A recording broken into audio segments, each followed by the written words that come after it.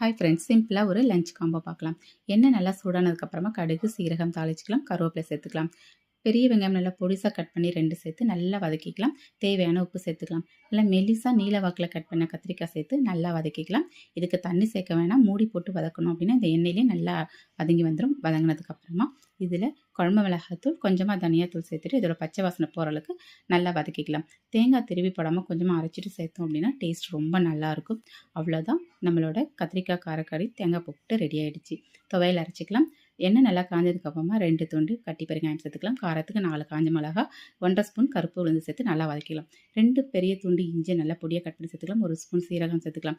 2 கைப்பிடி நிறைய கருவேப்பிலை சேர்த்துட்டு நல்லா வதக்கிக்கலாம். தேவையான உப்பு, ஒரு சின்ன நெல்லிக்காய் சைஸ் புளி சேர்த்துக்கலாம். அரை மூடி தேங்காய் திருவி சேர்த்துட்டு நல்லா கலந்து விட்டுட்டு கொஞ்சம் ஆறுனதுக்கப்புறமா நல்லா அரைச்சி எடுத்துக்கலாம்.